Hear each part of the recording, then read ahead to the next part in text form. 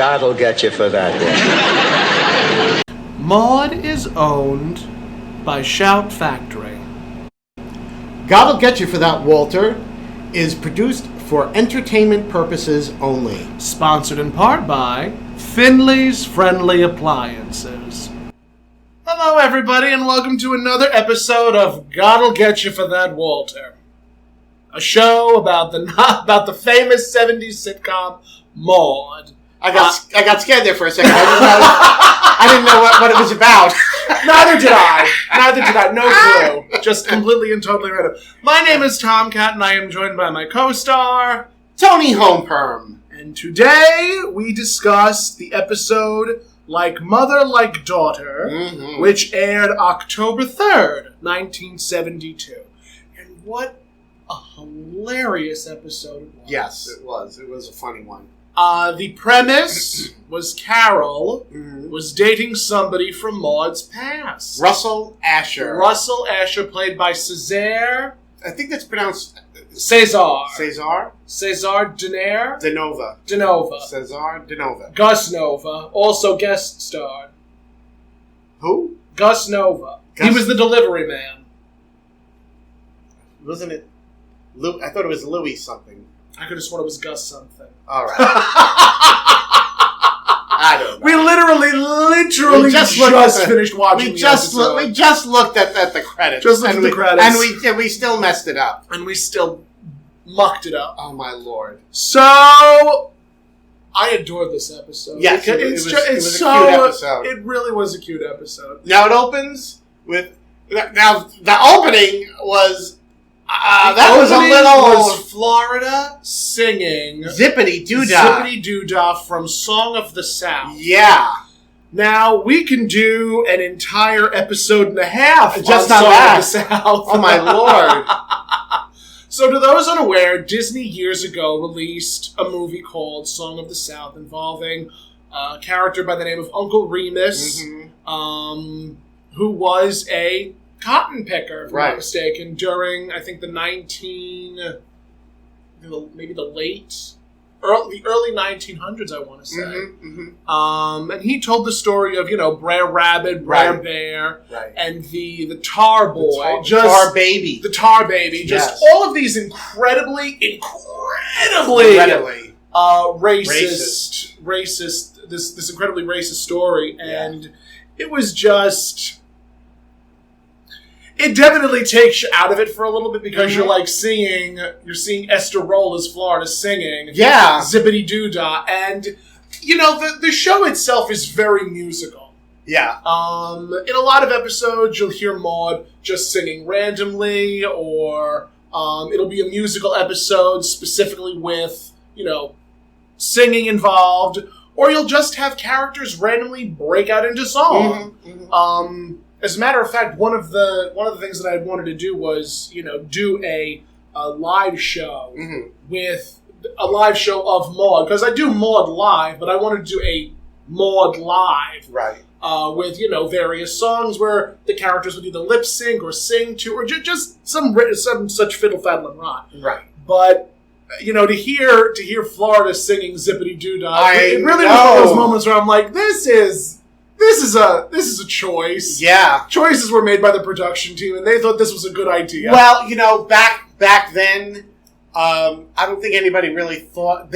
Nobody really thought about it. It was just it was an afterthought. It was just a song. People weren't really... It was used in Disney movies. If I'm not mistaken, it was used definitely after Song of the South was cast aside as a movie that Disney wanted to associate with itself. I actually saw Song of the South as a kid in the movie theater. Oh, God. But when I was a child, during the summer, because kids were off from school, the movie theaters during the week would have a different Disney film showing.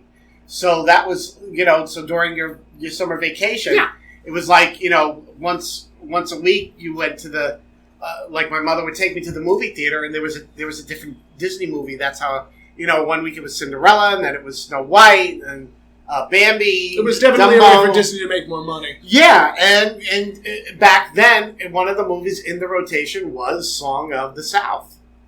Believe it or not. I can believe that. Oh yeah, yeah. It was, it was during a time before the Black Liberation Movement, and it didn't have it. When was it taken out of the Disney pantheon? I'm trying to remember. I'm not sure.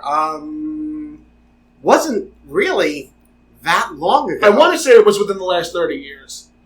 I think like or maybe even the last 20. less, maybe 15. Really? Maybe a little bit longer. Because I remember watching it. I remember watching it with a small group of friends. We were able to download it through torrents. Yeah, because you can't. It's not something you can purchase. No, not it's anymore. not something you can find. You can't find it. You can't find it like in legitimate Disney made it very difficult to get sort of that movie. Yeah, with very good reason. Rightfully good reason. Yeah, it is it's a very unfortunate movie. Yeah, in the grand scheme of things. Yeah. But you have this Uncle Remus character singing "Zippity Doo Dah," and you have this song.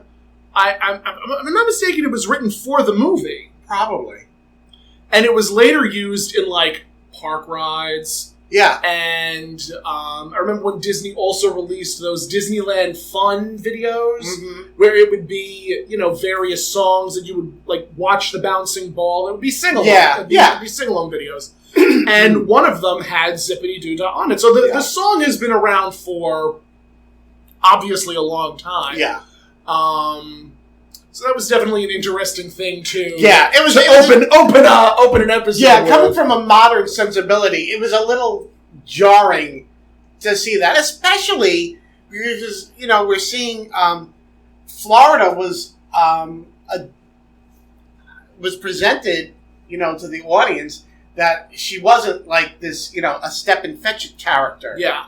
And if anybody doesn't know what that means, traditionally, black characters were, that's a term that was used, meaning that they were like the token. The token. They were, the help and that sort of thing, and they would just, be portrayed in a very racist and stereotypical way of being happy. There was to actually, serve.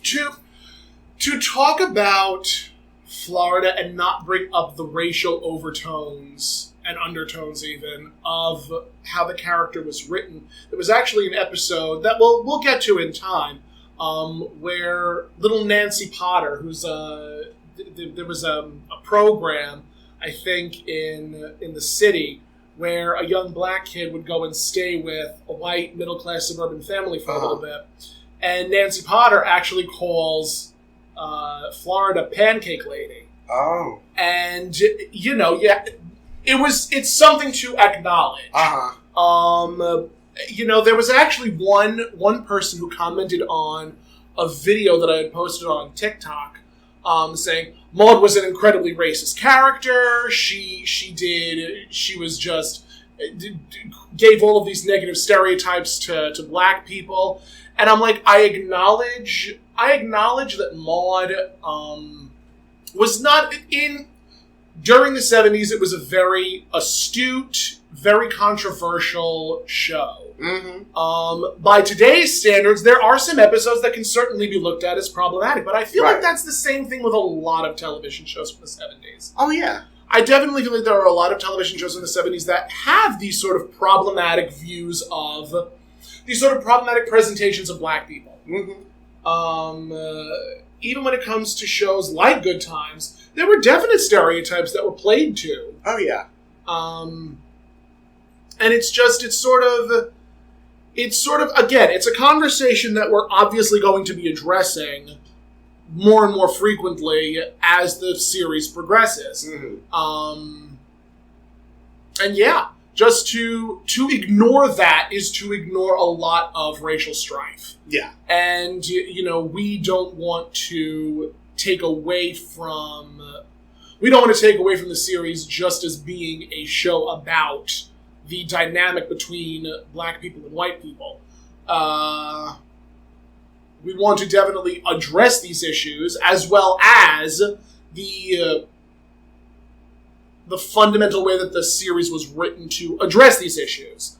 So part and parcel of that is to take into consideration how the show was written, take into consideration how the show was performed, take into consideration the characters that were cast, and also to acknowledge that, yes, there were some episodes that were incredibly problematic. Yes.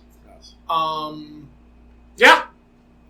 That's all I got to say on the subject. That's basically it. So, not that really that was a major part it of wasn't the episode. This was not a major part of the episode, but it was definitely something that takes you out of it for a second, where it's like, why is this character... Yeah. Like, as soon as Florida started singing, Zippity Doo Dah, Tony was just like, wait, like, what? No! Oh no. I was like, oh, that is so wrong. Yeah. That is so wrong. But that was what was written. Yeah. And sometimes that's just what you have to do. You have to do what is written on the paper. Especially as an actor, like you just want to. If a director says, sing this, you can protest. Yeah. And then if you protest, you might not have your job the next day. Yeah. Although I don't know if Esther Roll would have protested. I don't think she singing that. I doubt it.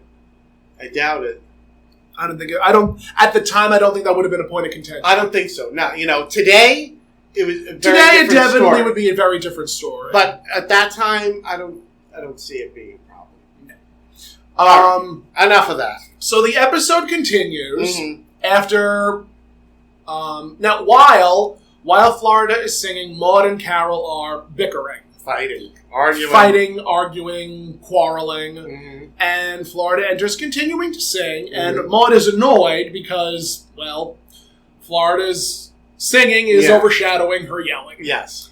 And Maude says, Florida, when are you going to stop singing? And Florida shoots back as soon as you stop yelling. I'm getting tired of explaining you to the other maids in the neighborhood. And Maude, comes back saying, well, they may be maids in other households, but in this household, you're a housekeeper. And, Florida shoots back. What does Florida shoot back? It was something to the effect that, it's great that you're calling me a housekeeper, but as the man says, a maid by any name gets paid the same. Right, exactly. And, one of the things that I love about Maude, aside from B. Arthur, was just the dynamic of the actors and the writers with the show. They made it so that the arguments were mostly in good fun, but also very informative of the time. The dialogue was very much informative of the time.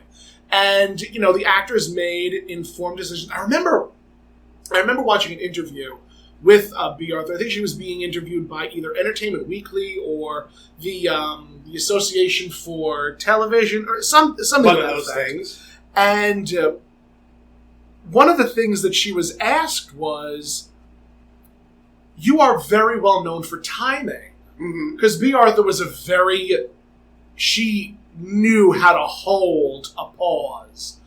And, part of that wasn't even based in training.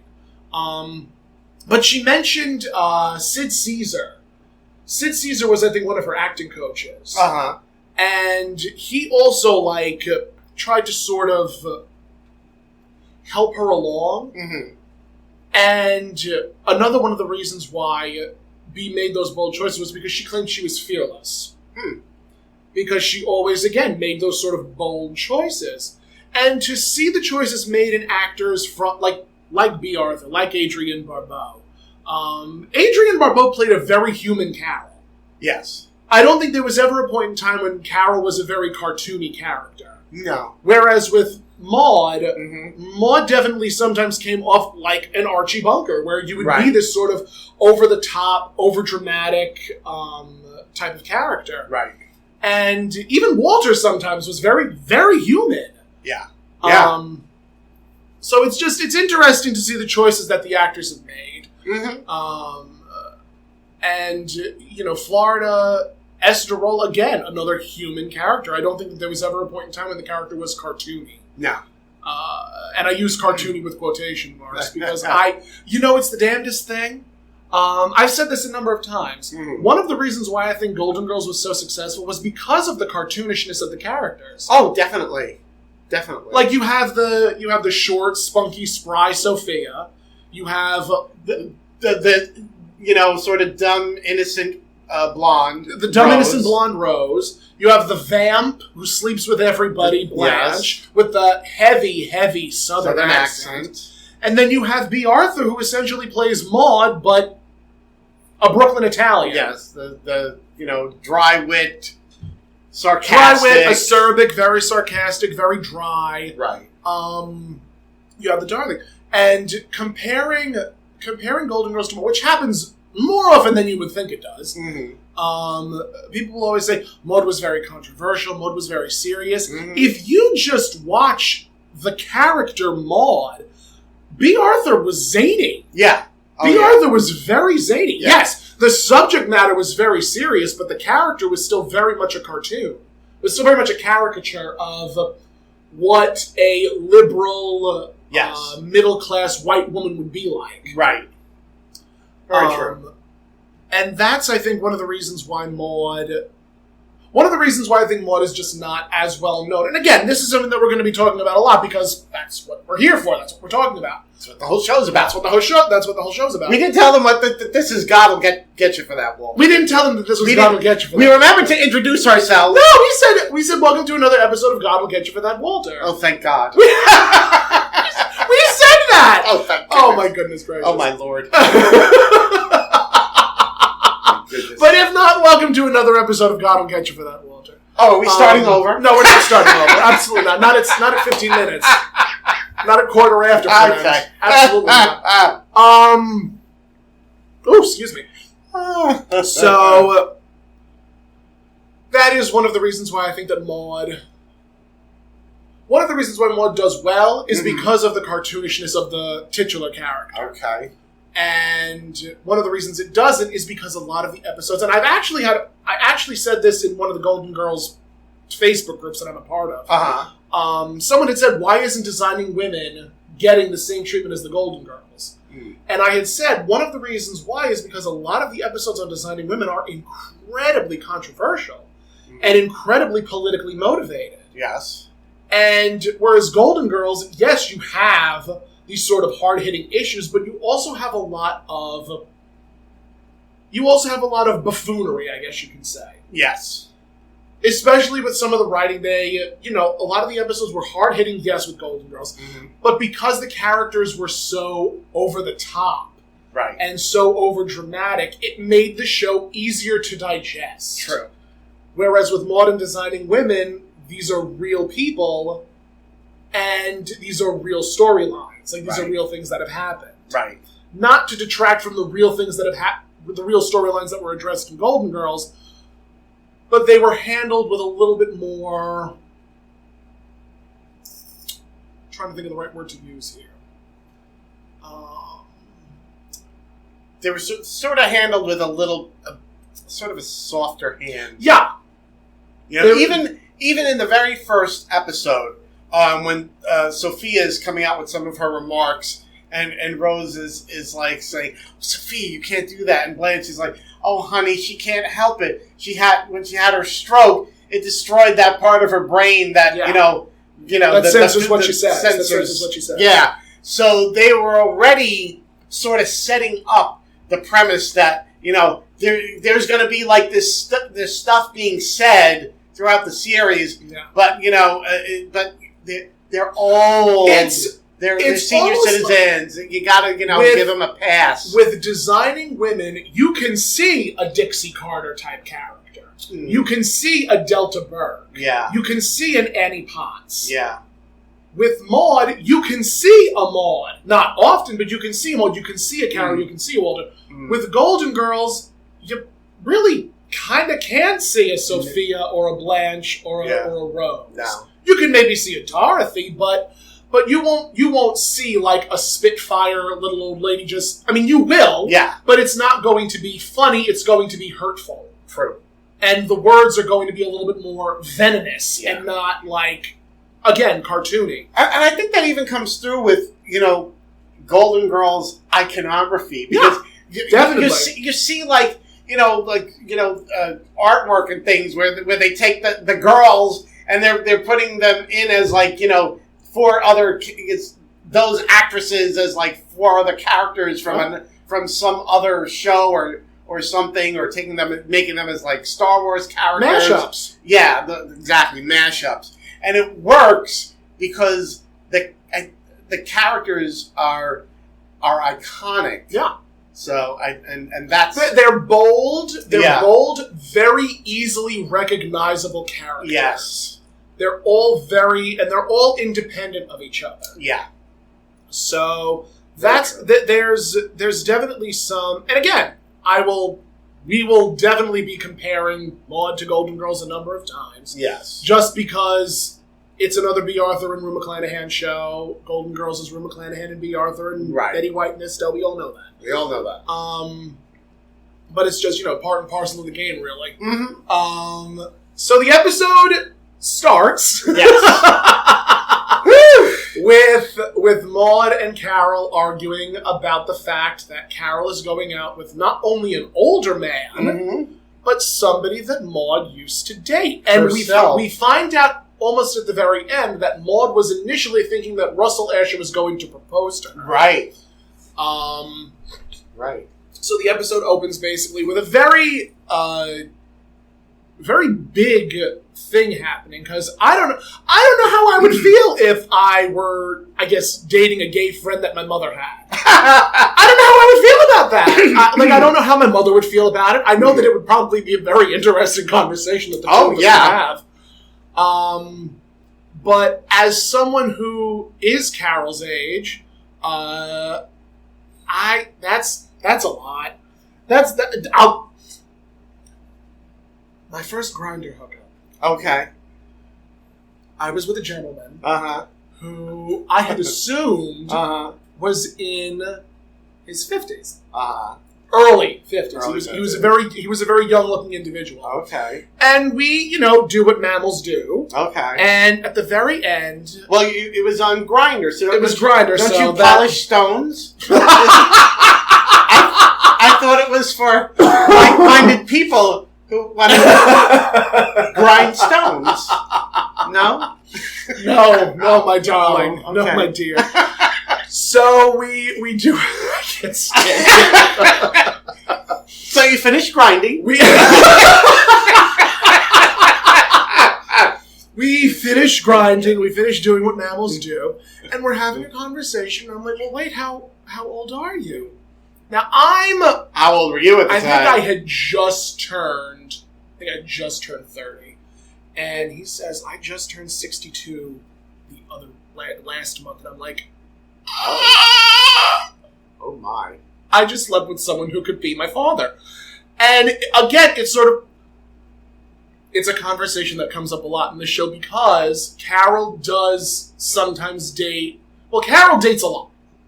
Carol's dated younger men. Carol's dated older men. But in like the first two seasons, in the first season she dates predominantly older men. In the second season, she has a steady beau. Mm-hmm. In the third season, I'm trying to remember what they did with her in the third season. Nothing's coming to mind, but we'll get to that later. Yeah, we'll find out. We will certainly find out. But for me, dating an older man that not only is an older man, but also someone my mother used to date, would just, I would feel unclean. Yeah. I would just feel unclean. I really would. Yeah. No. Have you ever dated an older man? I'm married to an older man. What are you talking about? I asked for that. Yes, my husband is 13 years older than me. I had no... Oh, no. I know because you had just said that, Tim, but I did not know that until recently. Yeah. I didn't know that until today. Yeah, and yes. So- I am the trophy wife. You are the trophy wife. The best thing for a relationship is always be the trophy wife. Always be the trophy wife. Always be the trophy wife. I'll keep that in mind. You'll never go wrong. I'm too tall to be a trophy wife. This may be true. I'm so sorry. I'm too tall. True. I'm too tall and too loud. Yes, I am petite. You are petite. You are petite, and that's why you're my mother. So the conversation continues between Maude and Carol, and Maude insists upon aging the man. First he was 60, then he was 70. Then he was 50. He was almost 50. When she's not liking him, he's aging. When she does like him, all of a sudden he's approaching 50. He's approaching 50. Not even 50, approaching 50. So and Walter also notices, like, Carol's. And Carol says to Walter about no one can age a man like my mother. And Walter's like, I'll drink to that. Yeah, I'll drink to that. To which Maude retorts, God'll get you for that, Walter. And, every time I hear her say, God'll get you for that, Walter, it makes my heart so happy. I know. But the reason why it makes me so happy is because of the hypocrisy of it. And the reason why I bring that up is because religion does tend to get brought up in a few episodes, not often, but Maude is, in the way that I've watched it, I watch it as Maude is agnostic. Mm-hmm. She does believe that there's a higher power. Right. But she has her own sense and sensibility of it. Right. And the hypocrisy of Christianity is brought up a number of times in this show. I'm so sorry. I do not know why I am so dry today. It's the proximity to me. I'm just I'm You're so just dry. absorbing all of the I'm absorbing all the moisture out of moisture. you. I'm like a sponge. So the episode does continue, and they ask Florida for her opinion. They ask Florida. Carol and Maude are both like, how would you feel if your daughter were dating not only an older man, but someone that Maude used to date? Florida passes. Florida passes. Florida made sure to get out of the fire as soon as humanly possible. Not gonna touch it. So Florida ends up going upstairs because Carol had said, my bathroom's in real bad shape, would you mind? Because Carol was getting ready for the romantic date with this Russell Asher. And I'm trying to think how the episode... I know that... When does... Carol, I think, ends up going upstairs. She goes upstairs, and then I think the doorbell rings and it's Russell. It's Russell, yes. And... In a leisure suit. In a very attractive leisure suit. Yes. I wasn't turned off by it. Yes, I had a leisure suit. Oh, I'm sure you did. I am positive you did. Mine was navy blue, and I had like the same a shirt that it was like or I can see the polyester now. It was this silky polyester thing. It had this crazy like I think it was like seagull pattern on it or something, and I was like, oh, but I thought you were it. I thought I was it. Let me tell you. The only thing I didn't have was the Mr. Furley ascot. Oh, Jesus Christmas. Speaking of Mr. Furley, did you not notice that it was open? His shirt was open to his navel. Yes, that's and what we did. And he had this very long gold chain in it. And I'm like, that is very indicative of the time. That's how we wore them. That's how we rolled. That's how... Our shirts were open to the navel. It would be even better if you had a hairy chest, because unlike nowadays where everything is supposed to be depilatory and shaved smooth. It was like back then. It was like hairy chest was it. I mean, oh my goodness gracious! Do you want to know why that became a thing? Why? Gay porn. Yep. That's exactly right. Gay porn. That's exactly how it happened. Yes. If you were hairy, that meant that you may have had the disease. Really? Yep. There were a lot of stereotypes about that. I don't remember anything ever being associating body hair with HIV. There was some. I'm trying to remember because I remember watching a documentary. Somehow I managed to watch a documentary on this, where the shaved body was not only more attractive to viewers, but I could have sworn it also had something to do with the AIDS epidemic. I don't remember that. I definitely want to. This is a conversation that we'll also be revisiting, but I definitely think that was the case. During the 60s and 70s, it was during the 70s specifically. Yeah.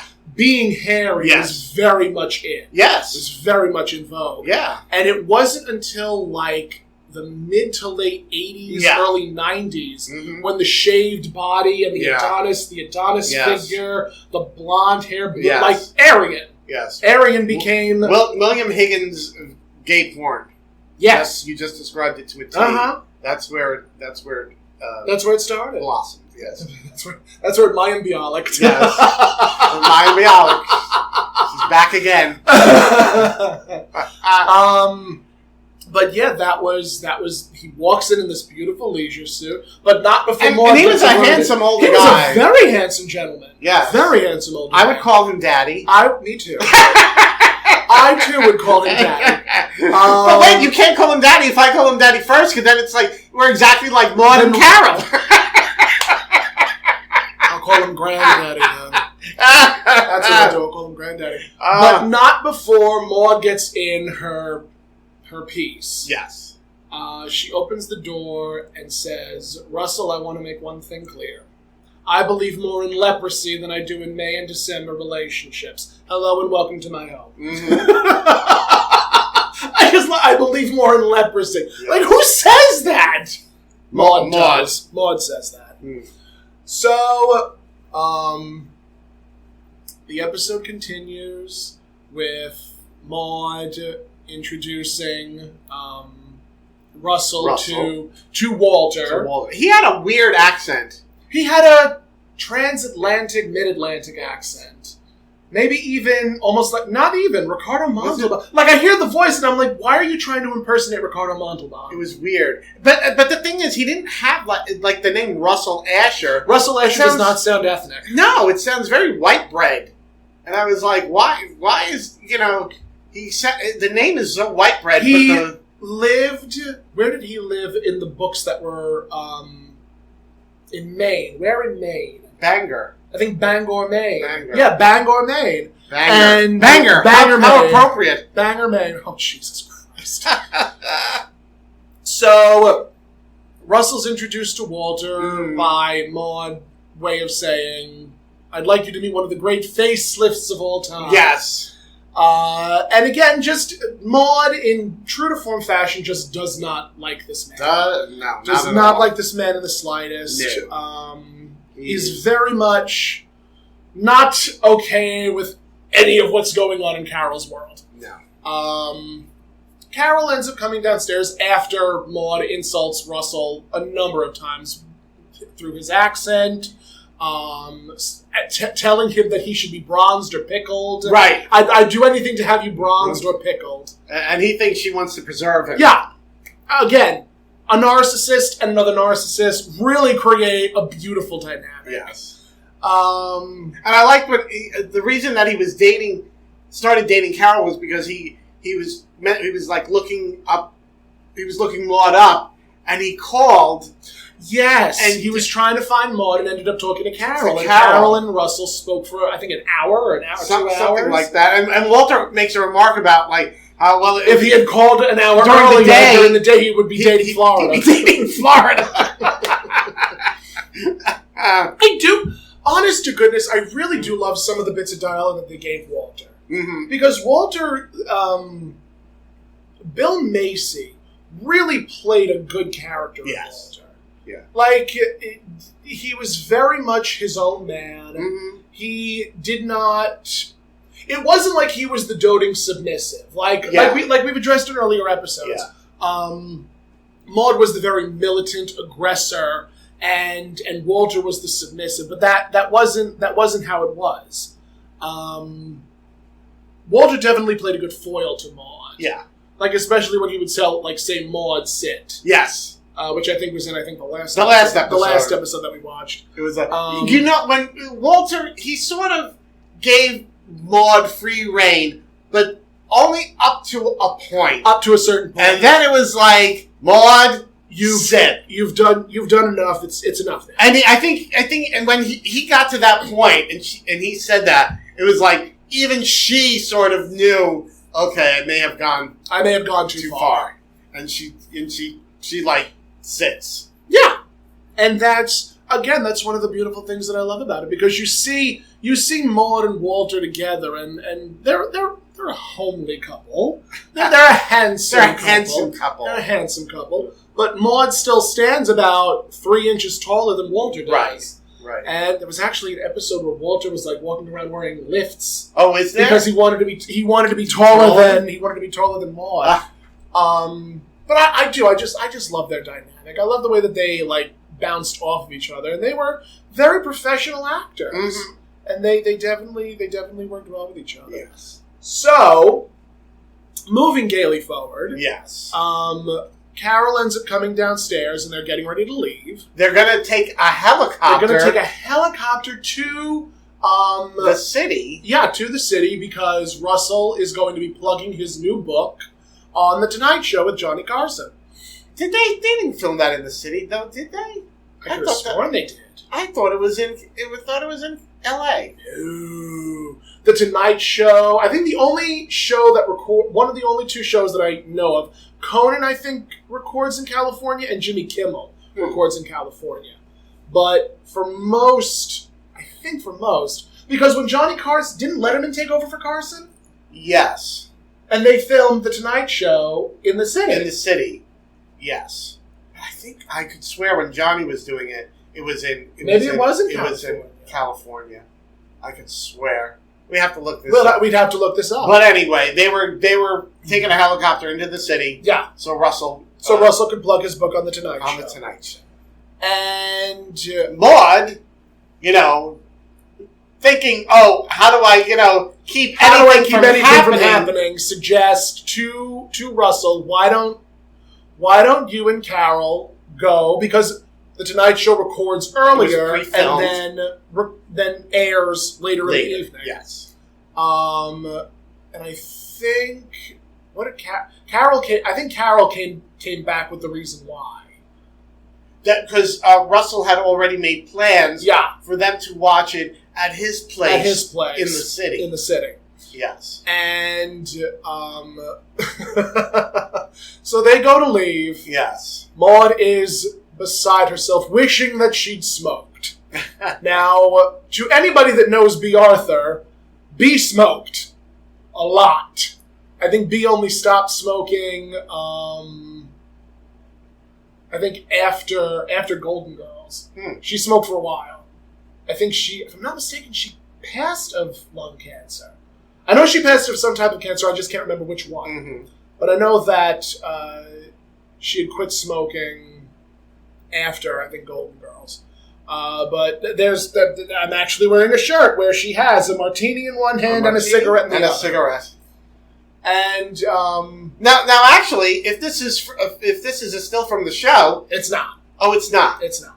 Okay. This is behind the scenes. Oh, behind the scenes. I was going to say because it's on his shirt is a picture of Maude smoking with a cocktail. Well, I mean, even when she wasn't on set, she would still wear the vests and the shirts and the pants.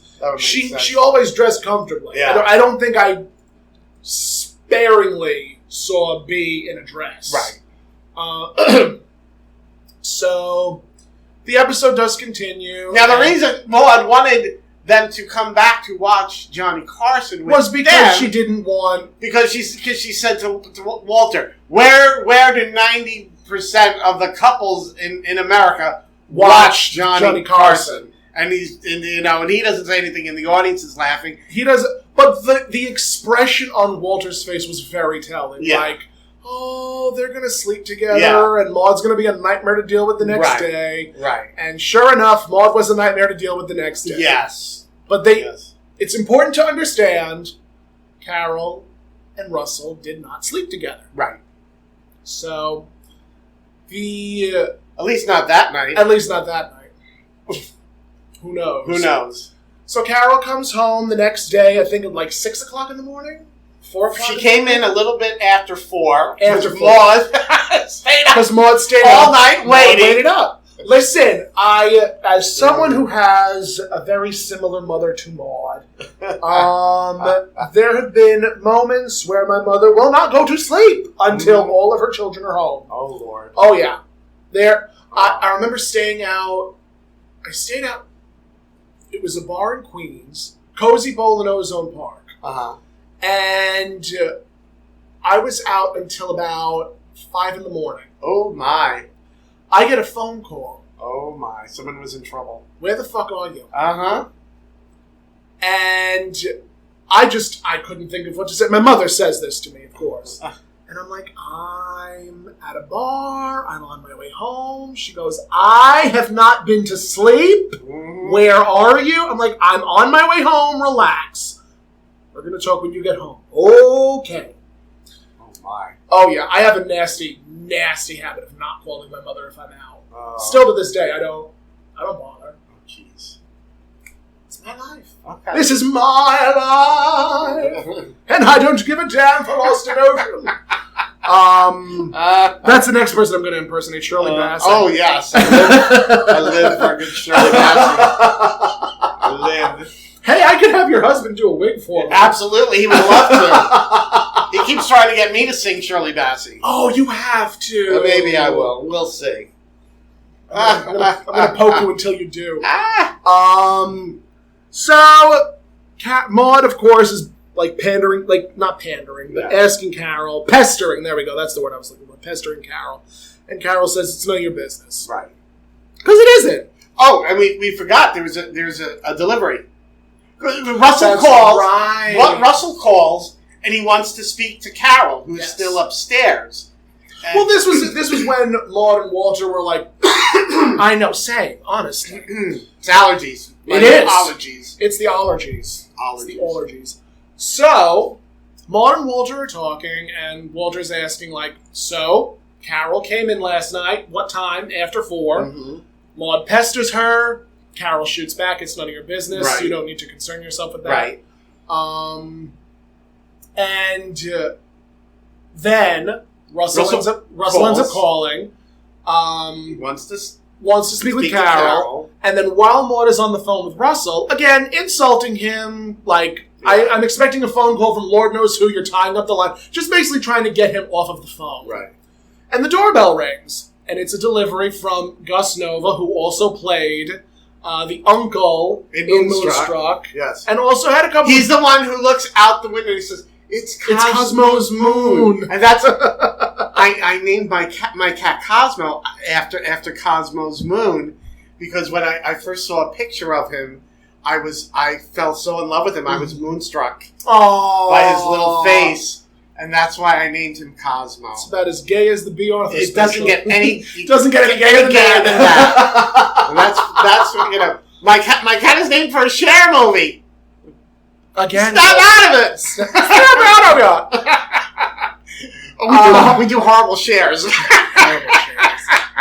Terrible shares. The only thing I have down is the hair flip. The hair flip. So yeah. So and he was in the Golden Girls. He was in a number of episodes of the Golden Girls. He was the episode where the wife is dying and pretending to be the husband's sister, and they're trying to fix him up with Sophia. Yes, if you remember that one. You don't get any lemonade. Oh, that's yes, that line. So Maude gets the delivery, and again, true to form Maude fashion, she tips him, and he says, 50 cents? What am I going to do? Gee, thanks. Yeah. And then Maude says, well, if you don't like it, I'll take it and enjoy it myself. Yes. And then slams the door in his face. Like she did with Ed Begley Jr. Yes. In the first episode. She slams the door in a lot of people's faces. Yes. And she always will. Mm-hmm. She'll slam the door to your heart. Yes. So she takes the flowers into the living room. And now into she the kitchen. thinks there's a single rose. She thinks there's one single perfect rose. Right. And she opens the box. Of course, Walter's protesting. Why are you opening, the package? It's for Carol. Right. And then Maude says, well, it's not like I'm opening her mail, but you kind of are. Yeah. You kind of are opening your daughter's mail there, Maude. And it is not one, not two, not even 12. Not even a dozen. But 24 perfect roses. Single stem roses. Yep. Perfect single stem roses. Yep. And Maude then manages to get Russell off the phone. And then Carol comes in getting ready to leave for work. And, of course, true to form fashion, Maude says, what happened? Right. Russell just called. There's these roses. Maude wants to know if her daughter and her ex did the nasty. Right. Which they didn't. Because... But Maude doesn't know that yet. Maude doesn't know this yet. And then Maude says... And Maude, remember, she's like... berating. She's berating Carol. And now she's pleading with Carol to stop seeing him. And Carol says, sure, okay. Yeah. And Maude continues to plead because she's not even listening to Carol. Yep. And Carol's basically got to say, did you hear me? I said I'm not seeing him anymore. And that prompts Maude to say, what did he do? Right. I'll kill him. Right.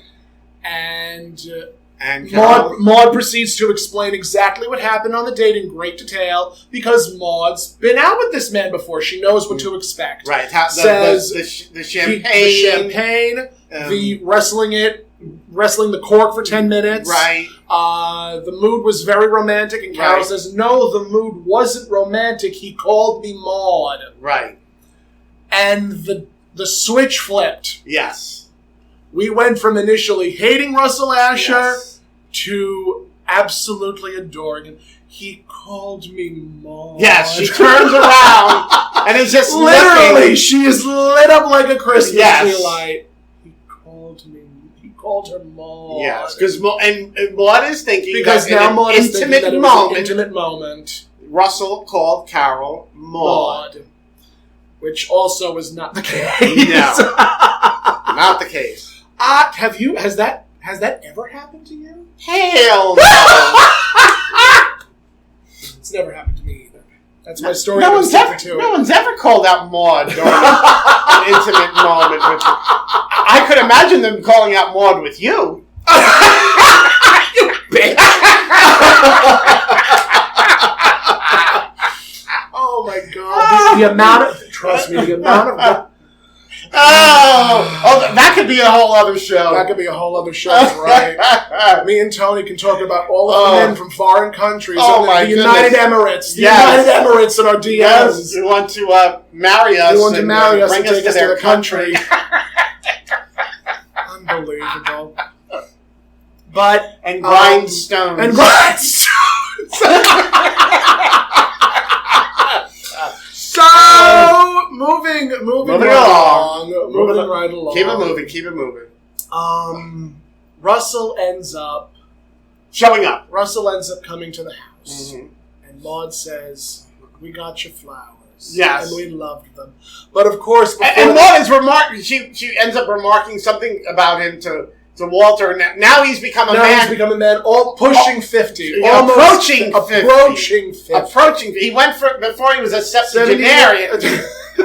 And now he's merely approaching 50. Almost a centennial. Oh my God Almighty! What is the term when you're a 50-year-old? Oh, half a century. There you go. Half a century. Yes. Not centennial. That's 100. I know words. I know the best words. So Maude is obviously very smitten, very much under the impression that it was a romantic moment, and she is like so flirty and girly during all of this. The way Walter described it. Last night you were Betty Davis. This morning Joan Crawford. Yes. And that was exactly how B played it. Yeah.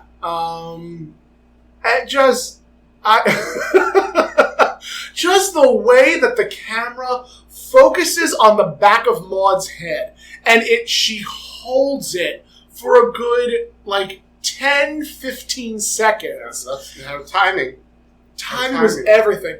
And she turns around with this shit-eating grin on her face, with this cat-like grin on her face. Just like, he called her Maude.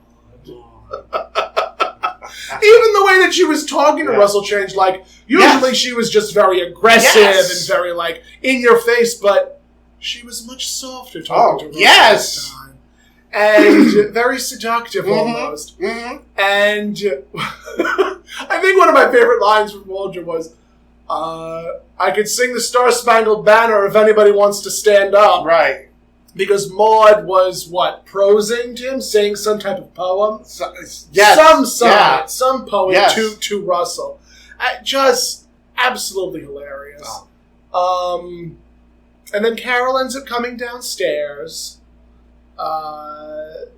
And they end up getting into it. Yeah, they start arguing. Because Russell had said, Russell on the Tonight Show with Johnny Carson compared himself to Hemingway. Right. And Carol called him on it. Said it was embarrassing. Completely embarrassing. Yes. And Russell says, "Oh, do you know where I've had all of these books produced and all of these in all of these languages?" And Carol says, "You have an ego that flows like Niagara Falls." To which Russell says the line that just changes everything. Changes the landscape. That right there is why I called you Maude. Mm-hmm. And again, the switch is flipped. Yep. And the camera focuses on Maude, and just from this sweet, soft smile to the raised eyebrows, the mean mug, they were fighting when he called her Maude. Yes. And we learn through arguing that not only is Russell a boring lover, but that Russell walked out on Maude. He jilted her. He definitely jilted her. Yes. And, Maude explains to Carol, after both of them kick Russell out of the house, that Maude waited and waited and waited for Russell to show up for a date. Because Maude was expecting a ring. Maude was expecting to be proposed to. She was on a rowboat in Central Park. Even the ducks went home. Exactly. So, Maude explains to Carol, and Carol understands. Mm-hmm. But then Walter enters, and because Walter, up until that point, was a little bit jealous, and he acknowledges that to Maude. Right. I acknowledge that I'm jealous, I apologize, and he then leaves for work. And Carol turns to Maude and says, "Maude, Walter thinks that I was called by your name during a romantic moment. Mm-hmm. Why didn't you tell him that?" And bless Maude's heart, bless the writers said, I guess you got to keep a little bit of mystery in the marriage. Which is true. Which is very true. Very true. And then she starts to sing A Woman's a Two-Face, just to tie the whole message together. Mm-hmm. That's a song. I would love to sing that song. Mm-hmm. I do love that song. So, have you ever seen Blues in the Night? No. Oh, it was a beautiful musical. Mm-hmm. Beautiful, beautiful musical. Woman's a Two-Face, Take That Thing Back Where You Came From. I'm trying to think of other musical standards that were put into that musical. Really brilliant musical. I strongly recommend it. But I always love and adore when they allowed B to sing. Mm-hmm. I always did. Because in my opinion, I always thought B. Arthur had a beautiful singing voice. Oh, God, yeah. She had a beautiful, beautiful singing voice. Definitely. Not that I can impersonate it or anything. No. But no, I always appreciate it. Because in Golden Girls, she never really had that opportunity. Not until except for that one episode where she goes to Blanche's bar. She goes to Blanche. There was that one, and she also sang. There was the Rheingold theme song. There was Journey to the Center of Attention, where it was Maude singing Hard-Hearted Hannah and What'll I Do? Dorothy singing, I'm so sorry. They're all the same characters at the end of the day. Vera is just B. Arthur is just Maude with more fur. True. And shoulder pads. And shoulder pads. There wasn't as many opportunities in Golden Girls for B to use her talents. True. Even her physical comedy. I was even watching the other night. I was watching The Actor, which is another episode of the Golden Girls where he was literally thrown on the floor. Mm-hmm. And again, it was one of those moments where I'm like, I wish they were able to do more of that. Mm-hmm. Like, I want more physical comedy. Yeah. But yeah, so the episode concludes with Maude leaving the mystery, but also that night, the epilogue. Yes. The epilogue ends with... it opens again. It opens again with yelling and screaming and shouting. And Walter rushes downstairs. Maude is screaming at him, saying, "How dare you? How could you?" And Carol is awoken and asks, "What are you guys fighting about? Like, it's 2 in the morning. It's 2 in the morning." And Maude says, "He called me Sylvia." Sylvia! Which doesn't make any kind of sense. I know, because who is Sylvia? Who is Sylvia? Well, I mean... Maybe an ex of Walter's. Maybe. I know his ex-wife's name is Marta. Uh-huh. Marta is Walter's ex-wife's name. Okay. But I don't... We're not introduced to any Sylvias. Yeah, it's like I got the gist of the joke, but it fell a little flat because it's like... Who's Sylvia? Who's Sylvia? Who is Sylvia? I don't know. But I don't know what they could have done. I mean, because you'd almost think like he should have said Carol, but that would have been worse. Yeah, that would have been Vivian. Vivian, I think, would have made more sense. But they hadn't even introduced her at that point. Vivian at that point. So it's sort of. But they could have done. Any actress... I mean, who was a famous actress during the day that was named Sylvia? Sylvia? I don't know. Neither do I. I don't know. We'd have to ask my husband. I don't know very many famous Sylvias. No, outside of Sylvia Fine. Yeah. But that's another show entirely. That's a completely other show. That's another universe. Yes, I don't know. Yeah, it just was sort of like... It was funny in the moment, but then it was just like, wait, who's Sylvia? It's like, who's Sylvia? I don't know her. I don't like know her. Oh my god. I don't like know her at all. Does she even go to the school? Does she even go to the school? Like who? Like what? But honest to goodness, that was... There are a lot of episodes that I just need to watch sparingly, but that episode I could watch all the time. Yes. Just because it's so freaking absurd. Even just to see Russell Asher in the leisure suit. Are you going to call your husband Russell Asher now? Maybe. Variety is the spice of life. Oh my goodness! I'm going to have to see if I can get him a leisure suit. Hey, I would love to see. I would love to see fashions like that come back. Really? I really would. Okay. I would love to see jumpsuits make a comeback. Mm-hmm. I would love to see. It seemed like rompers for men. Rompers are coming back. We're making a comeback, but then they sort of. I own Golden Girl rompers. I do! I'm not even kidding you! It's literally a powder blue romper with all the Golden Girls' heads on it. Oh my god! It's so garish! I don't know where the hell I would wear it to, but I just bought it. I just bought it. Well, definitely, you could definitely wear it in a gay pride parade. Oh, absolutely! Absolutely. I would love to wear it. I was talking about branding. I have a Golden Girls windbreaker. It's mint green. It's very pretty. Has all the girls on the back with the Golden Girls in the font down the front, down one of the sleeves. And I was going to wear that with the powder blue romper and the Golden Girls' heads on it. And I had these beautiful chunky heels, 7-inch chunky heels that I would want to wear and just make it a look. But then I'm like, no. Absolutely not. But I would wear that probably I'd wear it to a Pride event. I'd wear it to Fire Island. I just for poo-poo ha-has. Yes. And I do apologize for the swearing during this episode. I don't know what's come over me. What entered you? I don't know. But that concludes another episode of God'll Get You for That, Walter. Yes, it does. And if you would like to follow us, you can on our Facebook page at God'll Get You for That, Walter. Mm-hmm. You can follow us on Instagram at Findley's Friendly Appliances, which is also our Gmail account if you would like to hit us up or comment on something or give your opinion on something. We would love to hear from you. And, of course, they can find you personally at That Tomcat on all forms of social media. And if they would like to find you, they can at ToniHomeperm.com, and that's Tony with an I.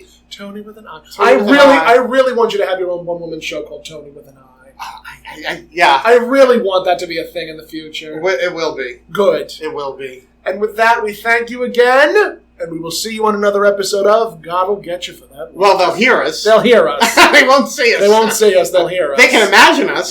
Well, if that's the case, they can imagine you as Sophia and me as Maude. Okay. I'm good with that. Good night, everybody. Bye-bye.